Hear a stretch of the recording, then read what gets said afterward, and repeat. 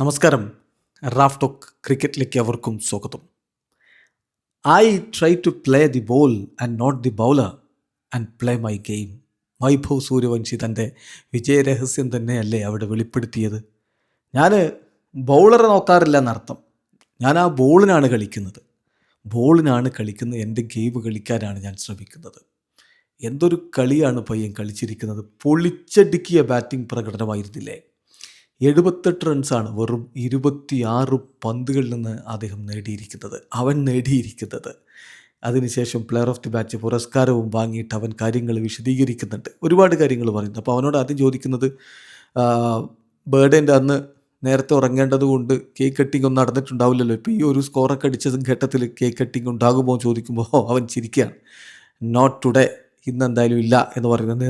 എന്നിട്ട് അവൻ പറയുകയാണ്, നേരത്തെ ഉറങ്ങേണ്ടതുണ്ട്, കാരണം നേരത്തെ ഞങ്ങൾക്ക് ട്രാവൽ ചെയ്യണം, അതുകൊണ്ട് ഏർലി ഫ്ലൈറ്റ് പിടിക്കണം, അതുകൊണ്ട് ഇന്നും കേക്ക് കട്ടിങ് ഇല്ല എന്നാണ് അവൻ ആദ്യം പറയുന്നത്.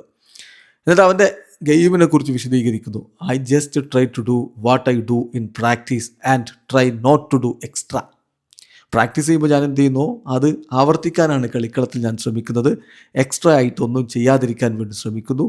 എൻ്റെ നേച്ചുറൽ ഗെയിം മുന്നോട്ട് കൊണ്ടുപോകാനാണ് ശ്രമിക്കുന്നത്. അപ്പോൾ അവനോട് ചോദിക്കുന്നുണ്ട്, ബൂംറ, ഭുവനേശ്വർ, ഹേസൽവുഡ് ഇങ്ങനെയുള്ള വമ്പന്മാരെ അല്ലേ നേരിടുന്നത്, 15 വയസ്സുള്ള കുട്ടിയാണല്ലോ.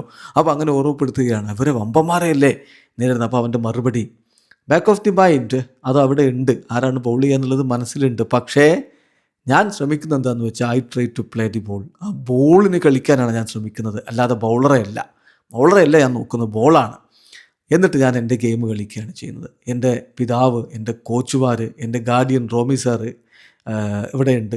അവരെല്ലാവരും എന്നോട് പറയുന്നത്, ഈ ഒരു ക്രിക്കറ്റിംഗ് ജേണി എന്ന് പറഞ്ഞാൽ വളരെ ദൈർഘ്യമുള്ളതാണ്.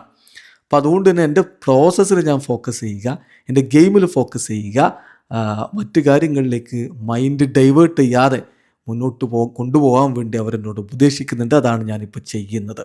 അപ്പോൾ അവനോട് ചോദിക്കുന്നു, ഔട്ടാകുമ്പോൾ വലിയ നിരാശയാണല്ലോ. ശരിയാണ്, ഔട്ടായാൽ അവൻ ഓരോന്ന് കാട്ടിക്കൂട്ടും നമ്മൾ കാണുന്നുണ്ട്. അപ്പോൾ എന്തുകൊണ്ടാണ് അങ്ങനെ നിരാശനാവുന്നത്? അവൻ്റെ മറുപടി, ഞാൻ ക്രീസിലുണ്ടെങ്കിൽ 10-20 റൺസ് എക്സ്ട്രാ അടിക്കാൻ പറ്റും ടീമിന്. അല്ലെങ്കിൽ ഇപ്പോൾ നമ്മൾ ചേസ് ചെയ്യുകയാണെങ്കിൽ 1-2 ഓവറുകൾ നേരത്തെ ചേസ് ചെയ്യാൻ പറ്റും. അതുകൊണ്ടാണ് ഞാൻ ഔട്ടാകുന്ന സമയത്ത് അപ്സെറ്റ് ആവുന്നത്.